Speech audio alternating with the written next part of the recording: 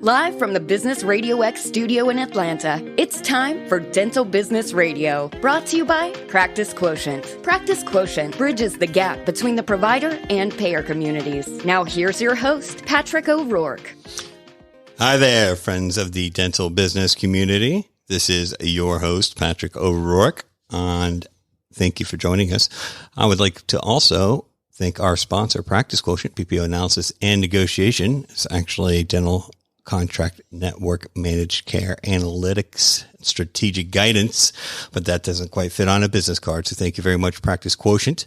With me today is Jennifer Shelhouse, who came all the way from Dayton, Ohio to be with us in downtown Alpharetta. So the show is coming for you live in downtown Alpharetta.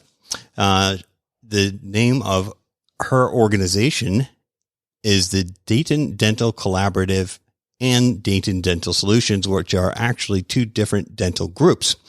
How are you, Jennifer? I'm great. Thanks. Okay.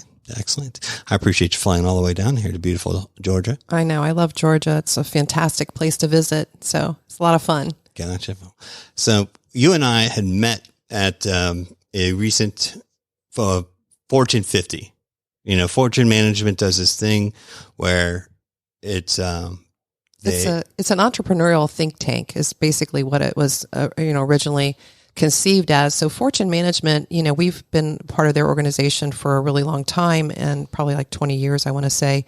And they started realizing that, a lot of dentists wanted to be more entrepreneur business people. So they started this division, F50, Fortune 50, which has 50 dentists that are invited to be a part of this group. So you were there. And we met there, so it was awesome. Yeah, I love it. So I'm not a dentist. That said, I'm an entrepreneur, and it's kind of lonely sometimes as a business owner. And so being around other business owners in a safe environment where you're able to talk through some of the challenges that go on. And so as I was listening to the different sessions where the groups were talking about the challenges facing the dental community, one of the biggest ones that I hear frequently is staffing. And you had a lot of very good counsel and advice, and I was impressed. And so that's when I said, hey, Jennifer, hey, listen, I think that would make a great show. So, for our listeners, before we get into how you are able to keep an awesome, talented team together and happy and humming along, that will be our first topic.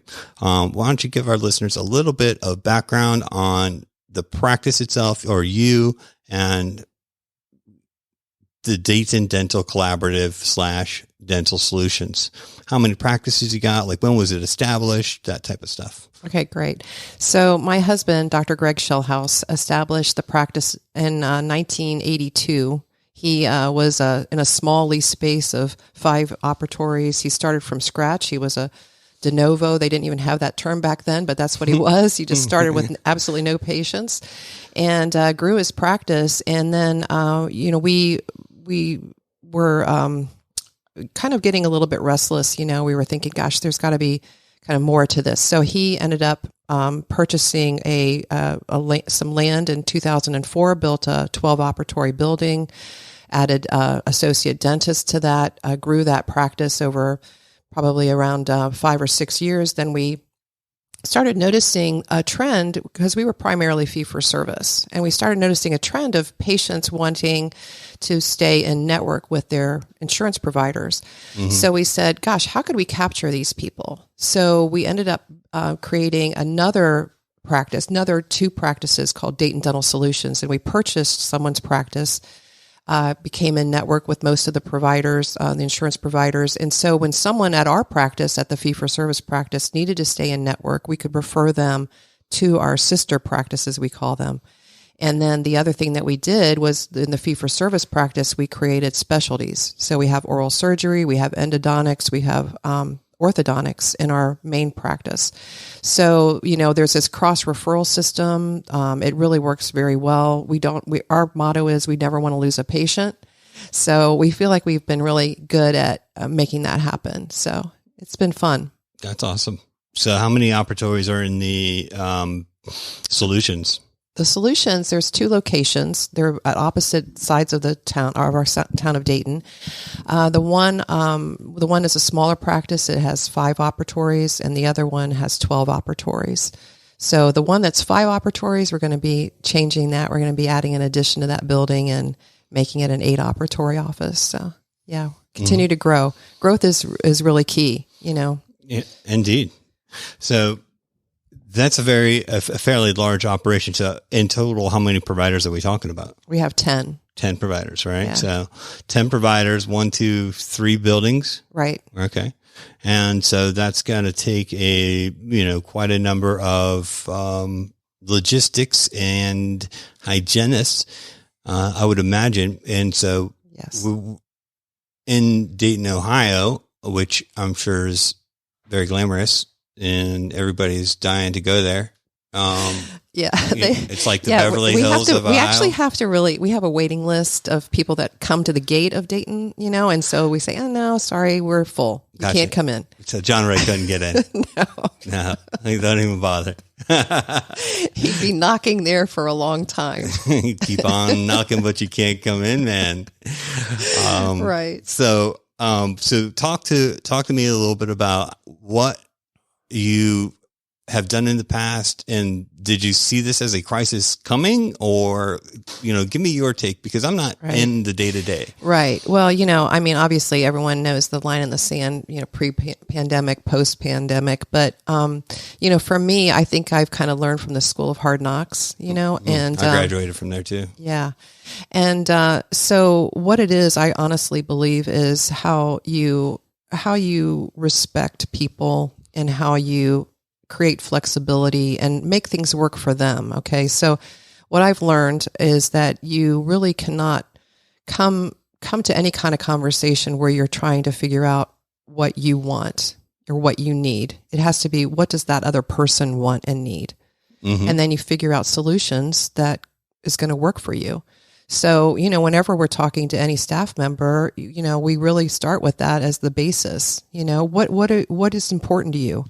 What are you looking for? What do you, and it's different. It's all across the board, and you really have to listen, and you have to peel the onion, because people aren't used to having those kind of conversations. Mm-hmm. So they'll give you, like real surface answers, but then you've got to really peel it down and figure out what specifically it is that's important for them and what they need. And then you just make it happen. And it sounds like super simple, but it's really not. And it takes time, and it takes, conversations. And it takes, just really being vulnerable and open to that person and wanting to understand them. Mm-hmm. Yeah. And so you have to build some trust and rapport. Absolutely. With those folks, because the surface answers are, well, hey, I just want to do a good job, right? I want to make money and, et cetera. I want to treat the patient well. Most people that are in the dental field, they have, they have ideas of being, helpers in the world. They want to help people. That's why they went into the profession, Mm-hmm. And so you really do need to center it around there, but also you need to make, allow them they can be somewhat like people pleasers. So you have to make sure, especially the women in our office. So you really need to find out from them, well, what do you need? I know you care about people. I know you want to do a great job, with, helping people, making them healthy, creating, a great dentistry that's going to last for the rest of their lives. But, we also have to balance that with your needs, because you can easily burn people out, and you can put demands on people that are unreasonable, or that, they feel like they have no voice. Right. So they feel trapped. And so just really giving people the opportunity and the dialogue. And how I do that personally is that I just am very open and honest myself. I tell them the struggles that I'm going through. I have meetings with some of my accounts ladies. I start with, hey, this is my bank balance. This is how much we spent on bills. This is what we collected this week. I almost make it them. They are stewards with me of the business. They are stewarding the business with me. And, a lot of leaders, I think, can become very isolated. They think that they have to put it all on their shoulders. and, they have to do it all themselves. You don't. Share that information with people, and people will willingly step up. And also what I found is that they come up with such great creative solutions that I never would have thought of, and then I vet them, and we discuss them, and it's a great dynamic. I love it. I do. So that's really important. And when people feel like they have a voice, I like that too, then they're participants in the mission versus just a soldier or sellsword, if you will. Right. So the best question you can ask people is, well, what do you think we should do? So they'll come to you with an issue and you're like, well, what do you think we should do? And they are living it. So they know what should be done, Sure. They just want permission from you that their idea is good, and as soon as you'll listen to their idea, and you may need to discuss it a little bit with them. But for the most part, whatever they come up with of what they think should be done is like right on. Mm-hmm. Yeah. Sure. You want to let folks have some ownership of their own little world, and they're really the experts in that. They are. I tell my folks this all the time. I'm really good at kind of what I do, but I come from corporate America, and you may laugh, but I'll be vulnerable. Okay. I never in my life before I started this, did I get a manila folder, take it out, fold the bottom, and put a little label on it. Never. As I've been working, Someone's done that for you. I've had a staff since I was 20 years old. Yeah. And so then I was just sitting in my office, and I'm like, I got a folder. Okay. This is how the folder thing works. And it just dawned on me. I'm like, man, you really, you kind of skipped a few steps on your way. And so when they're like, well, how are we going to, how do you want to have this organized? And I'm like, you're the one that's in it every day. How about you just do it however you want, and then you tell me. Yeah, and and then being flexible. Okay, we have many women that work from home. They know the results that we're looking for, and so really, what I do is when I have someone that has a flexible. You have hygienists working from home? No, because people didn't like going to people's houses to have their teeth cleaned. We found that awkward. Yeah. So, but most of our administrative ladies, who I feel like are like the unsung heroes of the practice, sure, they will make or break your practice. But anyway, a lot of our administrative ladies work from home. And so you just set up what are the results that you need to see, and then you monitor those. You don't have to sit there and maybe she works on Sunday at 2:00 in the afternoon. Who cares? As long as the results are showing up. So is that one of kind of the keys where you were talking about, like, what do you need? Part of what you need, by you, I mean the team member, it's going to vary broadly, but it could be flexible scheduling. Right. It could be where they work from. Yes. It could be their own ability to make decisions. Right. Anything else? What else am I missing? Nothing really. I would just say the more you trust people, the more trustworthy they become, the more they want to do the more creative they become, the more dedicated they become. It's just, it's a phenomenal feeling. And you really set up a dynamic where you're, it's a reciprocal, absolutely relationship.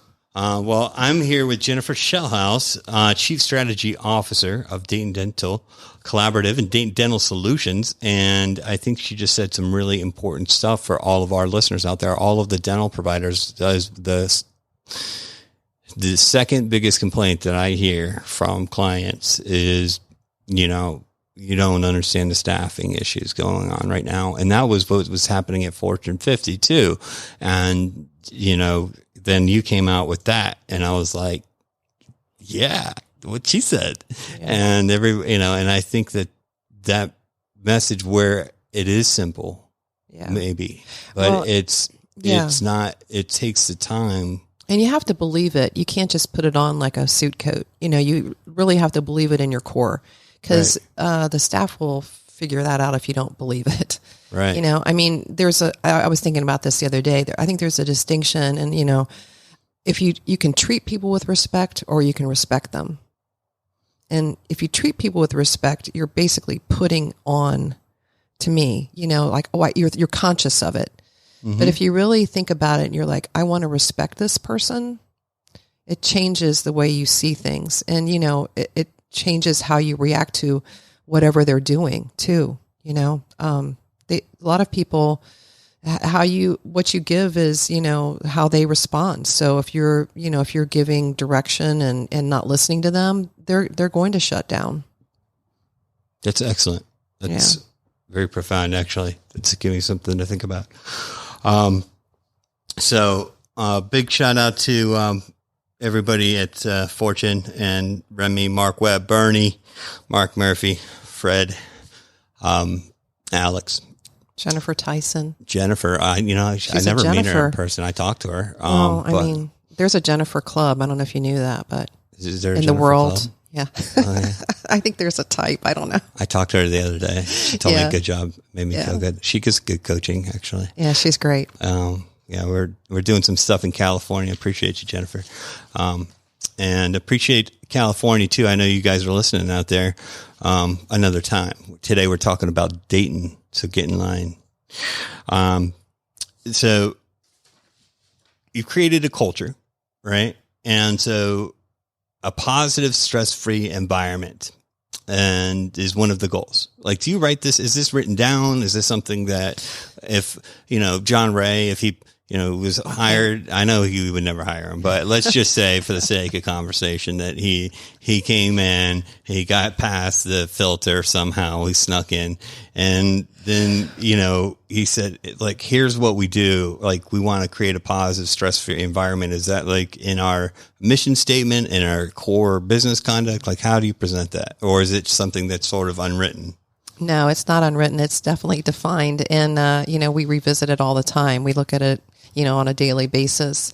So, when a new person comes in, we just inform them, that here's our statement of purpose. We call it a statement of purpose. And, it's outlined specifically what our large vision is. Okay. Mm-hmm. Then we also have agreements. So we have agreements on how we're going to, what we're going to do, with each other. So if everyone agrees to a certain way of acting or certain way of being, then, there's no question about like, well, what should I do here? How should I act here? So, one of the agreements, for a positive stress-free environment is, we do what's called a clearing. And this is Fortune, technology. So, clearing is you come in and you say you say in the group meeting in the morning huddle, if there's anything that's going on that would prevent you from being 100%. So, a lot of our ladies have children, this and that, they may not be feeling well. So they clear that in the morning. And then what that allows everyone to do is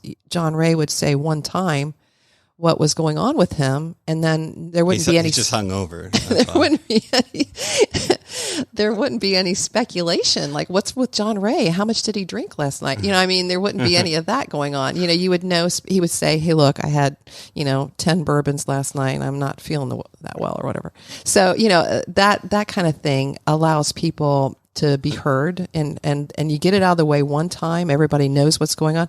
But then the other thing that's really great, the counterpoint to that is that we all agree that we're going to support that person.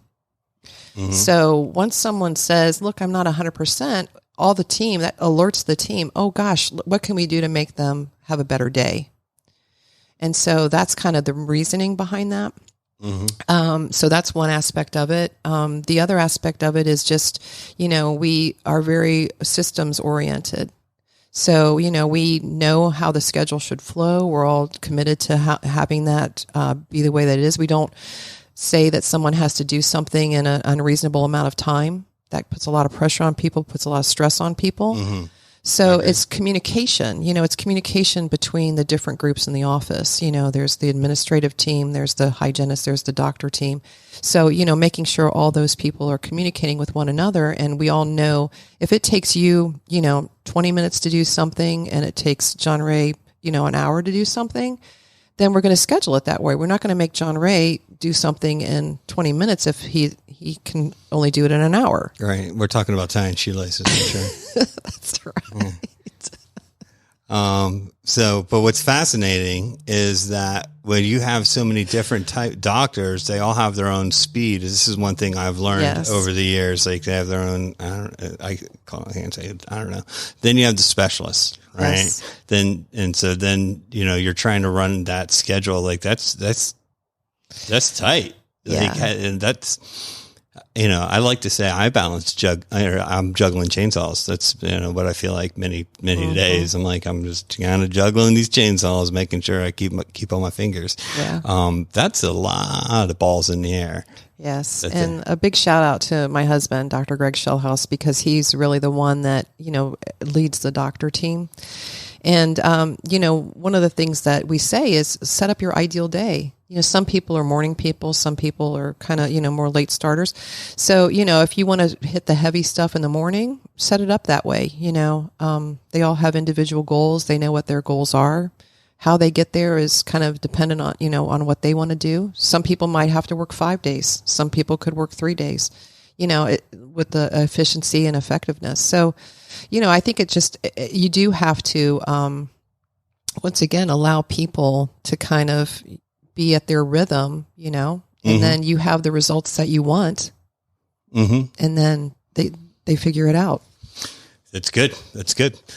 All right. So prior to, before we leave this, I think we've kind of hit the clearly understanding, communicating. If you're communicating these values to the team, does that spill over to the patients? Yeah, for sure. I mean, our tagline is experience different in our Dayton Dental Collaborative practice, and people sense it as soon as they walk in. They always, if you look at a lot of our reviews, patients are constantly saying, this place is different. You guys are happy. What's going on here? And I don't want to go to an angry dental practice. I don't. Or people that don't really, that just kind of are there, a lot of people have misconceptions about their job. I think, they treat it like a job. I'm going to show up and do what I'm told and keep my head down and all that kind of stuff. Well, you're there 8 hours a day. Why not make it someplace that you look forward to coming to and that you're contributing to, that you're inspired by, You can make that. It's just a simple shift in your head about what opportunities you give to people and how you want people to be, and how you are yourself. You can't expect people to show up and not be that way yourself, so you have to set the example. And, if you do that, it does become just a part of who you are. Mm-hmm. You're the tone setter, and that's just kind of part of your day. Mm-hmm. Yeah. I like it. That's awesome. How do you create systems and monitor these systems? Because I heard scheduling, you also have accounts. You're running two different, completely different network strategies here, right? Yes. So we'll get into that maybe in a minute. So explain to me how you're creating systems and then monitoring that. Like, is there some, in my head, I feel like there's it's not a watchtower, but the towers at the airports where they're kind of guiding all the planes and stuff. Is that what you got going on? No, not at all. But we do have a structure for how we scale accountability. Okay, so we have our team players, we have source leaders. So we have each department has a leader. Okay, and they're the voice of the team. Okay, then we have a leadership team. Okay, and there's 4 or 5 of us that get together and we hear from the source leaders what's going on. And my COO does a lot of that. She hears a lot of the stuff that's going on from the source leaders. Mm-hmm. And then she disseminates that information to us, and then we discuss it, and we come up with, well, what about this or what about that? Or, and then we go back to the team, and we get buy-in. So, there's kind of that, nothing has ever changed in our office unless everyone, has a voice in it. Mm-hmm. So there's not a directional, hey, we've decided we're going to do this or that. There's none of that ever. There's always, I won't say that there's consensus because, sometimes you're never going to have that, but at least everyone's voice has been heard. Sure. Yeah. And so that's how we keep things on track. I would say. And, we just, we have a ton of spreadsheets. I mean, you'd probably be like appalled if I showed you all the spreadsheets we have, but I mean, we have a ton. I love that stuff. And we're always monitoring. We're monitoring. So, the system is you have a plan, you execute the plan, you monitor it, you make adjustments. I mean, that's just what we do constantly. That's right. Yeah. Sure. That's it. I mean, as business owners, it sounds simple, but it's not. No. Because you have to do it constantly. Well, and you have to delegate. Like you cannot be the kind of person that I'm going to do it all myself. I mean, I don't even know some of the stuff myself. I rely on other people to know that. It's, I've learned a lot of hard lessons too, right? Yeah. I'm like, I can do it myself. No, you're going to hit the wall. You're going to burn out. I could do it myself. I feel like I'm the type of guy that I could, but if I'm going to be really effective at what I do, then I need to be able to defer. Right. And so as soon as I was able to let that go, this, some time ago, then it was like my favorite thing. And I realized that I don't need to be the smartest person. I'm not the smartest person in the world. I'm not, right? I'm really good at my one thing that I do. Right. Right. And I don't have to be good at everything else. I just need to go find people that are really smart. Yeah. And you can make it fun. Right. You can make it kind of fun for yourself. You're like, and what's really cool is you see that person take that on and they own it and they love it. And it just makes you feel so good because you know that person has a purpose now, and they know the contributions they're making and they know how significant they are, and you're like, wow, this is really cool. It's not just me. It's cool. It's great. It's awesome. Yeah. My favorite word is defer now. I'm like, defer. I'm going to defer to your judgment. Right. You don't need me to make that answer. And so for those listeners that are out there, one of my takeaways is that, you always want to sit down and you want to figure out what is it that each person, what can you do as a business owner that no one else can do? Right. And then the other stuff, right? So I've spent more time in IT lately than I care to mention. I'm not an IT person, but I'm just messing. I shouldn't be doing that, Right. And so I say this because we're all business owners and this is what the show is all about. So dear listeners, make sure that you're not, that you're kind of separating and understanding what roles are appropriate to which person is what I'm hearing from Jennifer, I think. Now, one of the things that we were talking about pre-show, which is interesting. So, what we do here is PPO analysis and negotiation, and strategic guidance, really. Right. And so you have hit upon something that I've seen done several times across the country. And it's interesting. And I wanted you to kind of describe that for me. So you have, I'll repeat where we left it off, just for our listeners. So we have Dayton Dental Collaborative, which is the more established practice with a reputation, and they're completely fee for service only. When you say that, that means nothing, no plans at all. Right. Well, we have like one or two, plans. Gotcha. So yeah. Okay. And you love those carriers? No. Okay. Well, don't let them use your name and reputation to sell more business. No. One of them was a dental insurance company that was formed by dentists. Oh, are they still that way? They've been purchased by another company, but we kind of were we were shareholders in the business originally, and it was going to be a great thing for dentists, a great thing for patients, very patient centric care, bring smiles to the universe. Correct. And over time, it's become a little bit of an issue. And so, we still participate in that one, but that's probably like the only one at this point. Okay. The other two practices, though, they were set up to be a network because we wanted that option for patients that need, that they need that. They think they need it. Yes. Right. Yeah. So, this was probably back in, I want to say 2012 when we did that. And so they think they need a PPO provider. So let me just, for our listeners, not Right. Sometimes folks are like, what are you talking about? I'm from the insurance industry directly. And so I still say we sometimes. And listen, I still claim you guys. I do, even if you don't want to claim me. I love you. Virtual hug. Anyway, so we, the insurance industry, what we're going to do is we're going to make sure when I've done open enrollment meetings, the only thing I want Johnny Lynchbucket to understand or to remember when he walks out that door is you better go to a participating provider. So we're going to drill it into their heads, it's tattooed on their foreheads if we can. If we could legally get away with it, we probably would.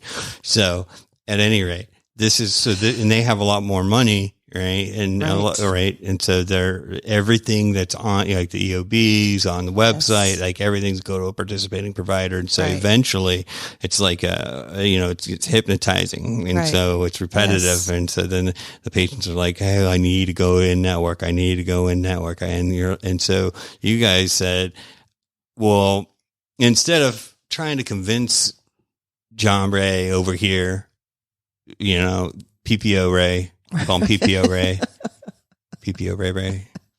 I don't know. Anyway, so PPO Ray over here, he's like, I need to go in network. And you're like, listen, so instead of losing the patient, correct, you're like, listen, great news, patient PPO Ray. You can go to our sister office, Dayton Dental Solutions, and they're amazing. And they're going to be in your, your dental network. And so you can go access care over there. Right. And, it'll still be a high standard of care, et cetera. Right. And yes. And this has worked out well. So you have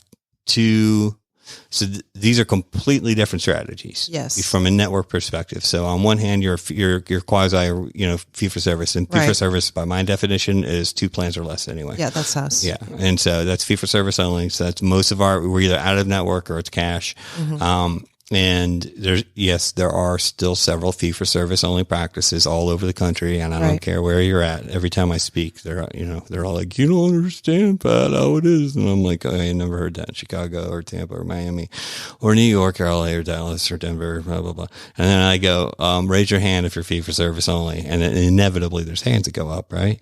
And I go, see, they're not unicorns. Right. Yeah. So, but what's interesting is usually the fee for service only practice, that style, typically they're established, right? Just like you guys are, right? Yeah.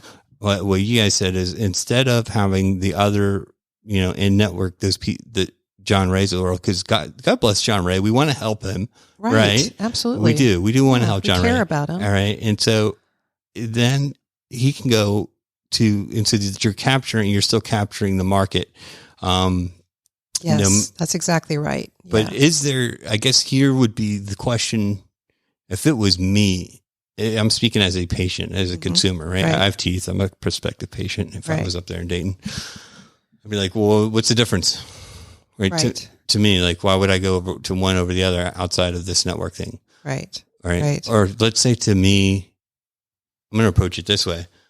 I don't have dental insurance because I can do math and I just pay out of pocket. Right. Or I just use my HSA. Right. And there's lots of consumers that are like me. Right. So if you met me at the Dayton, let's say country club, we're playing golf or something, right. And I'm like, well, so there's 2 practices. Why would I go to one over the other? Right.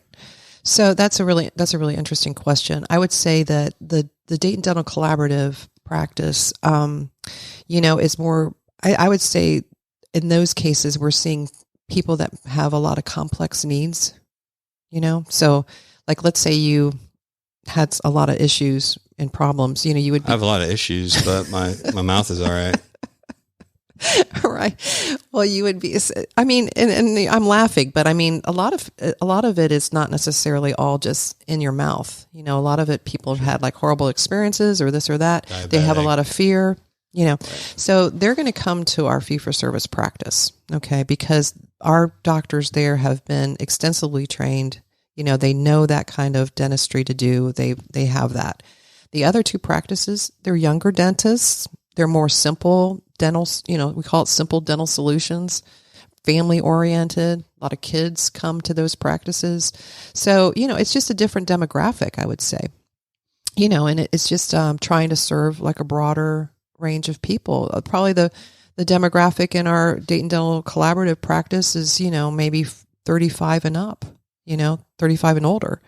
In our Dayton Dental Solution practices, a lot of times it's young families, young single professionals, people like that. So, I mean, it works. It does work. Sure. Yeah.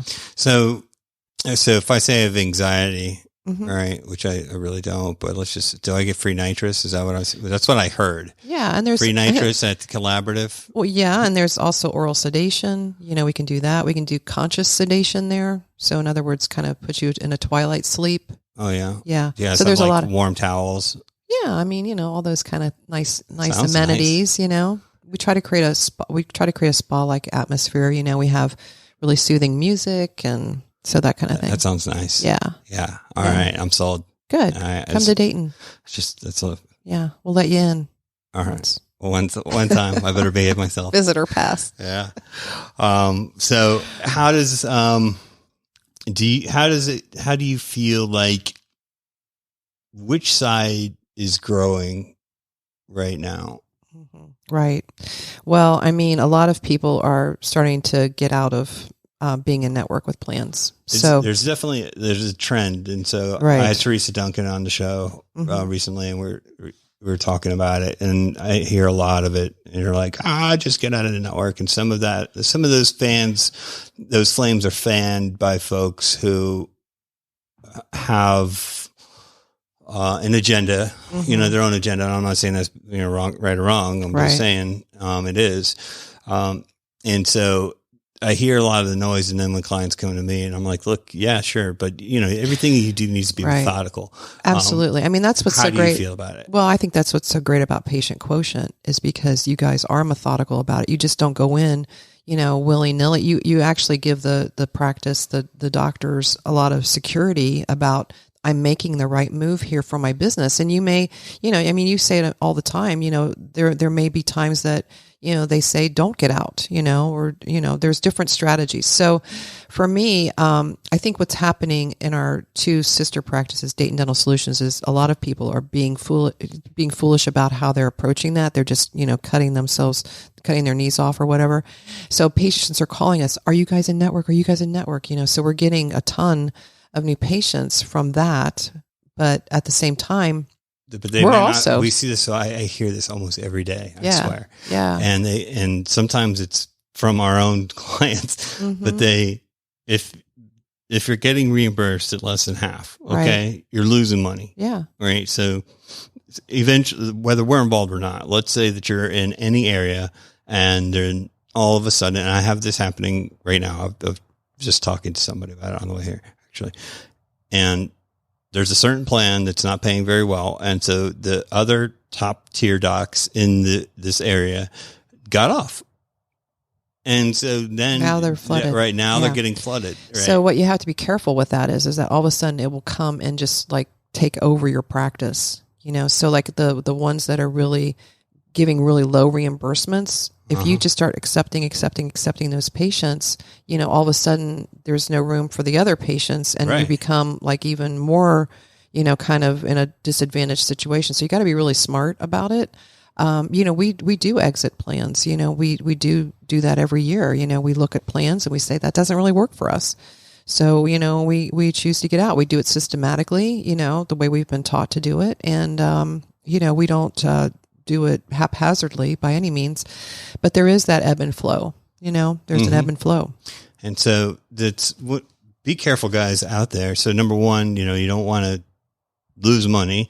Number two, you really need to have your eyes on this. It's like the ebb and flow right now is, from my perception, it's just one man's opinion, it's fairly dramatic. I agree. So there's a lot of folks that are doing different things. And then let's bring us to one of the other things that we were talking about, that I talk to clients a lot, and all of my colleagues at the payers, they're like, we are awesome. We're amazing. And providers absolutely love us. And I'm like, yeah, not so much. Do go out there and talk to them. So one of your number two thing, you're like, we look at these, it's not just all about the fees. And you're like, which ones are painful? And I was like, what does that mean, Jennifer? Yeah. And you said, well, I mean, for our administrative ladies, sometimes, there can just be a painful process of, getting claims processed. There's just different things that happen that just make it incredibly difficult. So, we understand, we understand the criteria that's required. So, submitting the right x-rays, submitting the right photos, submitting the right kind of claim, doing this, doing that, blah, blah, blah, all those things. But then yet there are times that they still, the insurance companies will still deny or postpone or lose the claim, Sure. So, there's all these kinds of things that happen. So, when you start seeing a trend of certain insurance companies that are painful, and I think this is actually part of the post-pandemic kind of mentality, is that people are no longer willing to just put up with stuff. I think as a dental practice, we kind of said to ourselves, what kind of quality are we really getting from this company? The quality of our life is being affected, by this company. I'm glad you said that. The happiness of our team is being affected by this company. So you know what? We might not even want to work with them anymore because they're making it unworkable. And so, there's this adjustment that you make. So what we do is we say, how many people are on that plan? How many people are in network with that plan? How difficult is that company to work for, and how are their reimbursements? Are they even feasible for us to participate, or have they made it completely unfeasible for us? Because here's the other thing too, is that a lot of our team is understanding their value, and they want more money. They want more. They want more salaries. Mine too. Yeah. And so they're starting to say, look, we're putting ourselves in a kind of maybe a potentially, I don't want to say like dangerous, but they're exposing themselves to illnesses. They're exposing themselves to this and that. It's a fatiguing thing to do dentistry. A lot of people get carpal tunnel. They get all these different things. They have eyesight problems, hearing problems. You name it. So, they're starting to say, gosh, the quality of my life is important, and I should be probably making more than I am right now. So if they're demanding more and our reimbursements are not matching that, what are you going to do? It doesn't even make sense. And, the other thing too is the quality that you're providing to the patient. You can't chase yourself out of that. If you want to be a quality provider, if you want to spend time with patients, if you want to have a fantastic team, fantastic doctors, all of that comes at a cost, right? And you have to be compensated for it fairly compensated. Equitable. Yeah. Wow. What a concept. Right. So love that. Can't say it any better myself. I hope that all of my friends and colleagues are sort of listening to that, because for some reason they think we're in a deflationary environment. And talking about, we aren't. Right. And talking about doing things on your own, you don't have to figure this out on your own. You can get people like Patient Quotient. You can get other advisors that will help steer you through it. So you don't have to figure it out on your own. Right. I think everybody needs a board of advisors. Yeah, for sure. I do. I have a very small circle, but, it's having, a mastermind alliance. Right. John Ray is one of my new advisors. Mm-hmm. Yeah. He can point you to the nearest bar. I'm just playing John Ray. I love you. John Ray actually does say something intelligent every now and then. So I'll give a shout out to John Ray when he does. Even a blind dog finds bone every now and then.